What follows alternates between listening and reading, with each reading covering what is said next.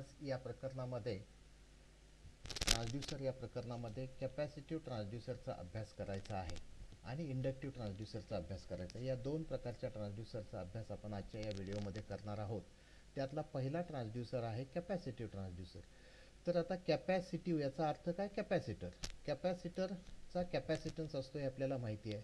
कॅपॅसिटरचा capacitance हा दोन बाबीवर अवलंबून आहे।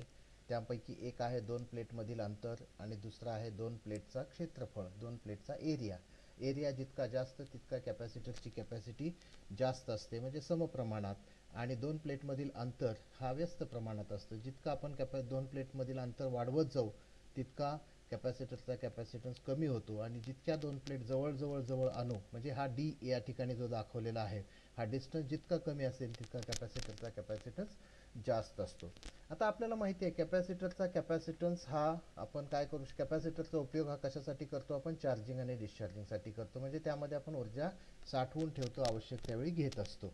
तर आता याच तत्वाचा उपयोग करून कॅपॅसिटरचा कॅपॅसिटन्स बदलता येण्यासाठी एक ट्रान्सड्यूसर बनवलेला आहे, ज्याचं नाव आहे कंडेन्सर मायक्रोफोन किंवा कॅपॅसिटर मायक्रोफोन। हा एक माईक आहे, तो माईक मी तुम्हाला दाखवतो। तर या ठिकाणी जो दिसतोय ह्याला आपण काय म्हणतो? कंडेन्सर मायक्रोफोन म्हणतो। या कंडेन्सर मायक्रोफोनला काय दोन टर्मिनल आहेत, अतिशय छोट्या आकाराचा आहे, आपण क्लॅप स्विचमध्ये वापरलेला आहे। याला दोन टर्मिनल आहेत, ह्या दोन प्लेटचे कनेक्शन आहेत। यातली एक प्लेट मूव्हिंग असते आणि एक प्लेट फिक्स असते। तर या ठिकाणी त्याची रचना दाखवली किंवा या ठिकाणी त्याची रचना दाखवलेली आहे। तर जेव्हा याच्यावर आता एक प्लेट, ही जी बॅक प्लेट आहे ही कशी आहे? स्थिर आहे। ही बॅक प्लेट स्थिर आहे आणि फ्रंट प्लेट काय? मूव्हिंग आहे। फ्रंट प्लेट मूव्हिंग आहे म्हणजेच याचा अर्थ काय? तो मागं पुढं होणार आहे। जसा आवाज येईल तसा ती मागं ढकलली जाईल, म्हणजे कॅपॅसिटन्सच्या दोन प्लेटमधलं अंतर कमी होईल। आवाज कमी झाला पुन्हा ही प्लेट बॅकला येणार आहे, त्यामुळे काय होईल? तर ह्या दोन प्लेटमधलं अंतर वाढणार आहे। अंतर वाढलं की कॅपॅसिटन्स कमी होणार आहे। या ठिकाणी एक बॅटरी डीसी सोर्स दिलेला आहे बायसिंगसाठी। जेव्हा आपण कॅपॅसिटरला या ठिकाणी साऊंड वेव्हज या ठिकाणी पुरवतो किंवा आवाजाचे सिग्नल याच्या पुढे निर्माण करतो, त्यावेळेस ही प्लेट आवाजाच्या सिग्नलनुसार विचलित होते, हे लक्षात घ्या।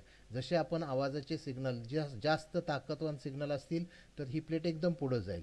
आपला आवाज हा एसी आहे, तो सतत कमी जास्त होणार आहे वेळेच्या प्रमाणात, त्यामुळे ही प्लेटसुद्धा सतत त्यानुसार मागं पुढं होत राहणार आहे। आता मागं पुढं होत असताना ह्याचा काय बदलणार आहे? तर सी बदलणार आहे, कॅपॅसिटन्स बदलणार आहे।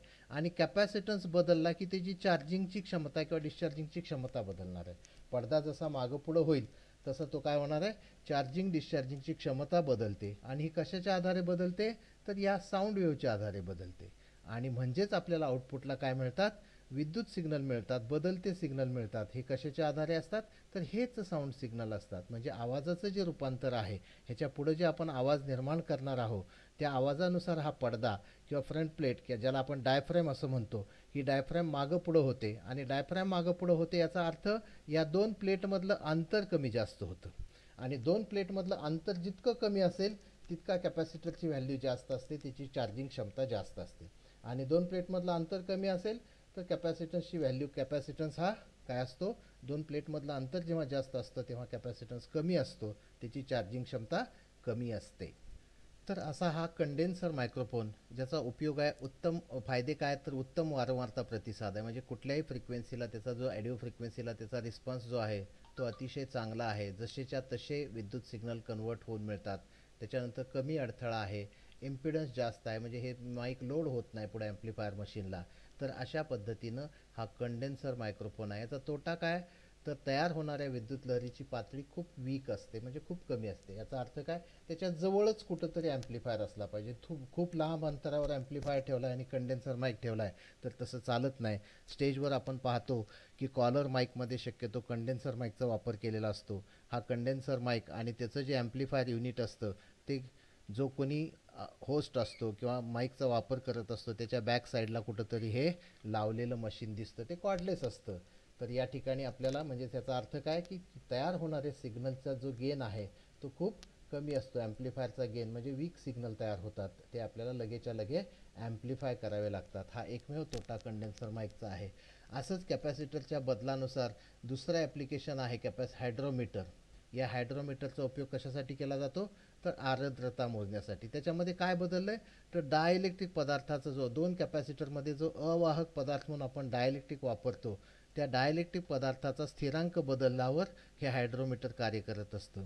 आणि तिसरा जो कॅपॅसिटर हे आहे, आणि तिसरा कॅपॅसिटिव्ह ट्रान्सड्यूसर जो आहे तो आहे टॉर्क मीटर. आता टॉर्क म्हणजे काय, तर आपण मोटरची स्पीड मोजण्यासाठी, मोटरचा जो शाफ्ट आहे त्याचा वेग मोजण्यासाठी वापरतो. ह्या टॉर्क मीटरमध्ये काय असतं, तर कॅपॅसिटरच्या दोन प्लेटच्या क्षेत्रफळाच्या बदलावर कार्य करत असतो. टॉर्क मीटरचा उपयोग शाफ्टचा टॉर्क मोजायचा आहे. टॉर्क मोजतो म्हणजेच तिचे रोटेशन मोजतो. तर अशा ह्या ठिकाणी डायलेक्ट्रिक बदलून हायड्रोमीटर, क्षेत्रफळ बदलून टॉर्क मीटर, आणि दोन प्लेटमधलं अंतर बदलून कंडेन्सर मायक्रोफोन. तर असे हे कॅपॅसिटिव्ह मायक्रोफोनवर या ट्रान्सड्यूसरवर तुम्हाला एक किंवा दोन प्रश्न विचारले जाऊ शकतात. त्याचे प्रकार, टीप, कंडेन्सर माईकवरची थोडक्यात माहिती, रचना आणि कार्यप्रणाली हे तुम्हाला मी या ठिकाणी सांगण्याचा प्रयत्न केलेला आहे. आता यानंतरच्या पुढच्या भागामध्ये आपल्याला पाहायचं आहे इंडक्टिव्ह ट्रान्सड्यूसर. आता जसं ज्या पद्धतीनं कॅपॅसिटरचा कॅपॅसिटन्स बदलत होता, तसं इंडक्टर म्हणजेच कॉईलला काय असतं, इंडक्टन्स असतो. हा हेनरीमध्ये मोजला जातो. एच याचं युनिट आहे. यामध्ये पहिला जो आहे त्या तारेच्या जाडी, टर्न्स ह्याच्यावर काय असतं, चुंबकीय फ्लक्स घनता यावर काय अवलंबून असतो, त्याचा इंडक्टन्स अवलंबून असतो. ती तारेची किती जाडीची आहे, किती दोन टर्न्समधलं अंतर किती आहे, किती टर्न्स मारलेले आहेत, या सगळ्या बाबीवर काय अवलंबून असतो, इंडक्टन्स अवलंबून असतो. आणि याच तत्वावर इंडक्टिव्ह ट्रान्सड्यूसर कार्य करतो. आता या इंडक्टिव्ह ट्रान्सड्यूसरमध्ये पहिला जो प्रकार आहे तो आपल्याला LVDT पाहायचा आहे. LVDTचा अर्थ लिनियर व्हेरिएबल डिफरन्शियल ट्रान्सफॉर्मर असा त्याचा लॉंग फॉर्म आहे. हा काय आहे, ट्रान्सफॉर्मर आहे. आपण गतवर्षी ट्रान्सफॉर्मर शिकलोय. ट्रान्सफॉर्मर दोन प्रकारचे आहेत, जे स्टेप अप, स्टेप डाऊन, त्याच्यानंतर आणखीनही बरेच प्रकार आहेत. परंतु याचा अर्थ काय, की प्रायमरी वाइंडिंगला आपण व्होल्टेज द्यायचं आणि सेकंडरी वाइंडिंगला व्होल्टेज घ्यायचं. आता दिलेलं व्होल्टेज किती आहे आणि घेतलेलं व्होल्टेज किती आहे कोणत्या बाबीवर अवलंबून असेल, तर त्या तारेची जाडी किती आहे, त्याच्यानंतर तारेचे टर्न्स किती मारलेले आहेत, या सगळ्या बाबी आपण पाहिल्या. पण आता इथं ट्रान्सड्यूसर म्हणून आपण हा ट्रान्सफॉर्मर वापरणार आहोत. ट्रान्सड्यूसर याचा अर्थ काय, तर उपयोग काय, तर एका ऊर्जेचं रूपांतर दुसऱ्या ऊर्जेमध्ये. आता या ठिकाणी LVDT linear variable differential transformer याचा उपयोग काय, तर आपल्याला याचा उपयोग डिस्प्लेसमेंट मोजण्यासाठी केला जातो. डिस्प्लेसमेंट म्हणजे हालचाल. तर आता ह्या हालचालीचं रूपांतर व्होल्टेजमध्ये केलेलं जातं याच्या सहाय्यानं. तर कसं केलं जातं, याची रचना काय आहे, याच्यासाठी आपण एक छोटासा व्हिडिओ अगोदर पाहूया, नंतर त्यावरून तुम्हाला एक्सप्लेनेशन करतो किंवा चालू असताना एक्सप्लेनेशन करतो. हे पहा, how LVDT work, linear variable differential transformer. त्याची रचना आणि त्याचं कार्य तुम्हाला या ठिकाणी या व्हिडिओमध्ये समजून येणार आहे.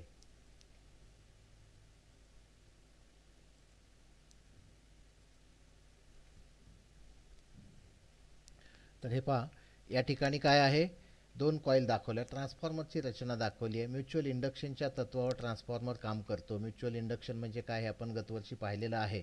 तर या ठिकाणी लिनियर डिस्प्लेसमेंट म्हणजेच काय, हालचाल मोजायची लिनियर या शब्दाचा अर्थ बऱ्याच वेळा आपण मागे व्हिडिओमध्ये पाहिलेला आहे. तर ह्याची जी काय रेंज आहे ती किती रेंज आहे, 0.25 मिलीमीटर टू 250 मिलीमीटर रेंज आहे. डिस्प्लेसमेंट म्हणजे हालचाल, मागं पुढं होणे. आता मागं पुढं होण्याचा काय फायदा आहे, हा ट्रान्सड्यूसर कुठं वापरायचा हे मी पुढं सांगतो तुम्हाला. एवढं लक्षात घ्या की 0.25 mm, 0.25 mm म्हणजे याचा, आणि 250 mm, जास्तीत जास्त रेंज किती आहे, 250 mm रेंज आहे.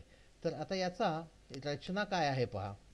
0.25 mm म्हणजे आपल्या पट्टीवर, कंपासमधली जी 15 सेंटीमीटरची पट्टी असते त्यातल्या दोन रेषेतलं अंतर आणि त्याचा चौथा भाग म्हणजे 0.25 mm, आणि 250 mm म्हणजे 25 सेंटीमीटर, म्हणजे आपली मोठी पट्टी घेतली त्याच्यातले 5 सेंटीमीटर कमी. तर इतकं डिस्प्लेसमेंट आपण याच्या सहाय्यानं मोजू शकतो. त्याचा उपयोग मी शेवटी सांगतो. तर आता ह्याची रचना पहा. या ठिकाणी एक कॉईल आहे सेंटरला, ती कॉईल या ठिकाणी आहे, त्याचे कनेक्शन या ठिकाणी दोन आणलेले आहेत. आता या कॉईलचा आणि ह्या दोन सेकंडरी कॉईलचा काहीही संबंध नाही. ह्या दोन कॉईलचा काहीही संबंध नाही आहे, त्या अगदी स्वतंत्र ठेवलेल्या आहेत. हां, या दोन सेकंडरी कॉईल मात्र कशा जोडलेल्या आहेत, तर या ठिकाणी दाखवल्याप्रमाणे सिरीजमध्ये जोडलेल्या आहेत. पहा, सिरीजमध्ये म्हणजे ही मधली कॉईल जी आहे ती प्रायमरी कॉईल आहे, आणि सेकंडरी कॉईल जी आहे ती या ठिकाणी आपण आउटपुट घेणार आहे त्याचं एक टोक कॉईलचं इथून आलं, हे टर्न्स झाले, त्याचं दुसरं टोक दुसऱ्या सेकंडरी कॉईलच्या पहिल्या टोकाला गेलं आणि शेवटचं टोक इथं आलं. तर अशा पद्धतीने इथं तुम्हाला समजून येईल किंवा इथेही समजून येईल. तर हा जो व्हिडिओ आहे हा शेवटपर्यंत पाहूया आपण.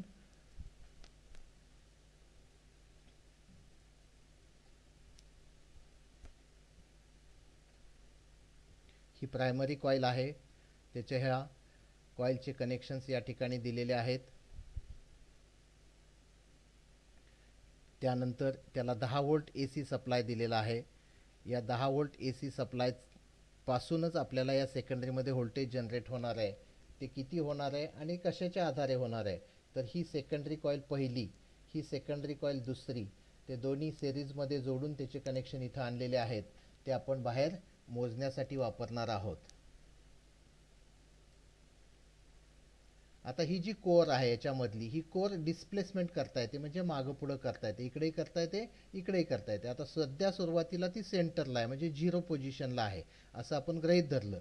त्यावेळेस आपल्याला काय मिळतं, तर आउटपुट 0 व्होल्ट मिळणार आहे. पहा, कारण हे व्होल्टेज आणि हे व्होल्टेज जर सारखं असेल तर आपल्याला V2 मायनस V1 काय मिळणार आहे, ह्याच्यात अक्रॉस तयार होणारं V2 आणि ह्याच्यात तयार अक्रॉस होणारं V1 हे जर दोन्ही सारखं असेल, इथेही 5 व्होल्ट तयार झालं, इथेही 5 व्होल्ट तयार झालं, तर आउटपुट आपल्याला 0 मिळतं आहे.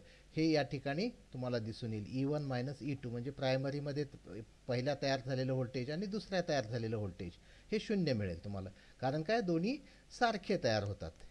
आता ह्यातलाच आपण जर आत ढकललं, याला आपण हे 0 या ठिकाणी दाखवलेलं आहे, 0 व्होल्टेज LVDT कॅलिब्रेटर आहे तो.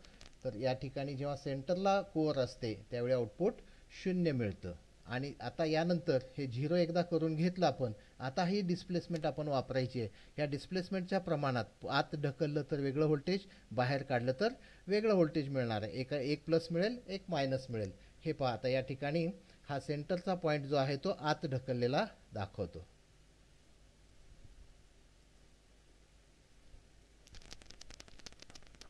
आलं -4.6 3.5. जसं आपण ते आतमध्ये ढकलू तर यावेळेस काय होणार आहे, E1 मायनस E2 सूत्र तेच आहे, परंतु तयार होणारे जे व्होल्टेज आहे ते E2तलं वेगळं असणार आहे आणि E1चं वेगळं असणार आहे. E1 is greater than E2, म्हणजे प्रायमरी जसं आपण आत ढकलली कोर की ह्याच्यामध्ये जास्त व्होल्टेज तयार होणार आणि ह्याच्यामध्ये कमी व्होल्टेज तयार होणार.